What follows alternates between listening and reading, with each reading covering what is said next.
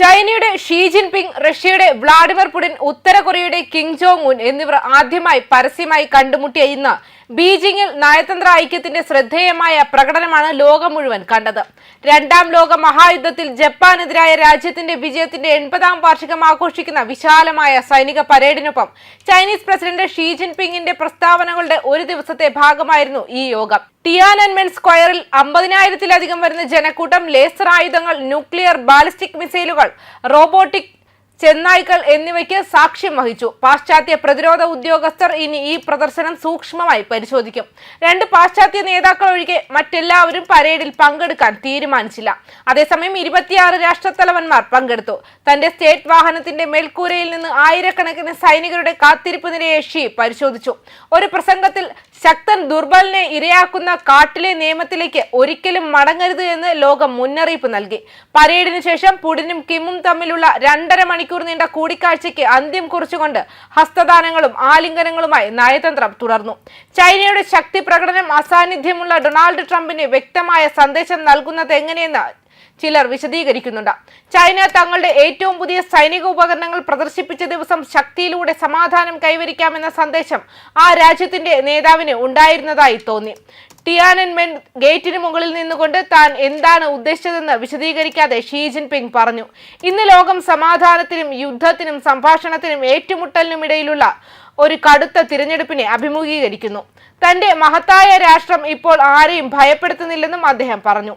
തുടർന്ന് ഏഷ്യയിൽ രണ്ടാം ലോക മഹായുദ്ധത്തിന്റെ അന്ത്യം കുറിക്കുന്നതിനായി നടന്ന വിശാലമായ സൈനിക പരേഡിൽ ചൈനയുടെ ഏറ്റവും പുതിയ അന്തർവാഹിനി ഡ്രോണുകൾ, ലേസർ ആയുധങ്ങൾ, ഭൂഖണ്ഡാന്തര ബാലിസ്റ്റിക് മിസൈലുകൾ എന്നിവ പ്രദർശിപ്പിച്ചു.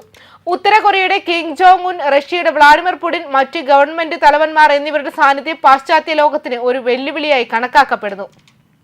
എന്നാൽ ചിലർ പറയുന്നത് ബീജിംഗ് സ്വേച്ഛാധിപതികൾക്ക് മാന്യതയുടെ ഒരു പുറംചട്ട നൽകാൻ ശ്രമിക്കുകയാണെന്നാണ്. 21ാം നൂറ്റാണ്ടിലെ ചൈനയുടെ ആയുധങ്ങളുടെ പരേഡ് പാശ്ചാത്യ പ്രതിരോധ വിശകലന വിദഗ്ധരെ വളരെയധികം ചിന്തിപ്പിച്ചിട്ടുണ്ട്. ഇന്നത്തെ പീപ്പിൾസ് ലിബറേഷൻ ആർമിയും അതിന്റെ ഉപകരണങ്ങളും 20 വർഷം മുമ്പുള്ള കാലഹരണപ്പെട്ട സേനയുമായി താരതമ്യപ്പെടുത്തുമ്പോൾ തിരിച്ചറിയാൻ കഴിയാത്തതാണ്. അത് പടിഞ്ഞാറൻ രാജ്യത്തേക്കാൾ വളരെ പിന്നിലായിരുന്നു.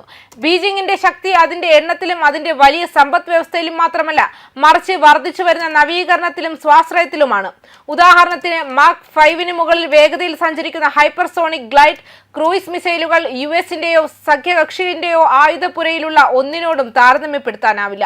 ചൈനയുടെ കപ്പൽ നിർമ്മാണ ശേഷി കാരണം നാവികസേന അതിവേഗം വികസിച്ചുകൊണ്ടിരിക്കുമ്പോൾ അവരുടെ J-20 മൈറ്റി ഡ്രാഗൺ യുദ്ധവിമാനം 5ാം തലമുറ സ്റ്റെൽത്ത് സാങ്കേതികവിദ്യ ഉപയോഗിക്കുന്നു. എന്നാൽ ഇന്ത്യയുമായുള്ള ചില ചെറിയ അതിർത്തി സംഘർഷങ്ങൾ ഒഴിച്ചാൽ 1979-ൽ വിയറ്റ്നാമിൽ ദൗർഭാഗ്യകരമായ അധിനിവേശം നടത്തിയതിനു ശേഷം ചൈനീസ് സൈന്യം ഒരു യുദ്ധം പോലും നടത്തിയിട്ടില്ല.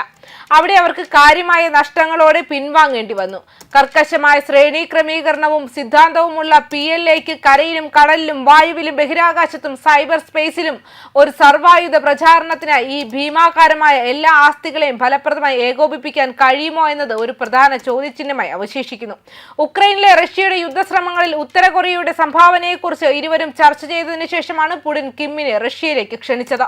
ഇന്ന് ബീജിംഗിൽ നടന്ന സൈനിക പരേഡ് വെറും ശക്തി പ്രകടനം മാത്രമായിരുന്നില്ല, മറിച്ച് സാധ്യതയുള്ള വാങ്ങുന്നവർക്ക് ചൈനീസ് ആയുധങ്ങൾ വിൽക്കുന്നതിനുള്ള ഒരു വമ്പൻ പിച്ചായിരുന്നു എന്നും വിശകലന വിദഗ്ധർ വ്യക്തമാക്കുന്നു. Vladimir Putin, Kim Jong Un, Xi Jinping എന്നിവർ പരസ്യമായി ഒരുമിച്ച് കാണുന്നത് ഇതാദ്യമായാണ്. എന്നിരുന്നാലും ഡൊണാൾഡ് ട്രംപിനെ ബീജിംഗിലെ ആഘോഷങ്ങളിൽ പങ്കുചേരാൻ ക്ഷണിച്ചിട്ടില്ല. US നയിക്കുന്ന ലോകക്രമത്തിന് ബദൽ വാഗ്ദാനം ചെയ്തുകൊണ്ട് ഇത് US ഭരണകൂടത്തിന് വ്യക്തമായ സന്ദേശം അയക്കുന്നുവെന്നും സ്റ്റീവ് റോസൻബർഗ് വ്യക്തമാക്കുന്നുണ്ട്. ന്യൂസ് ഡെസ്ക് കർമ്മ ന്യൂസ്.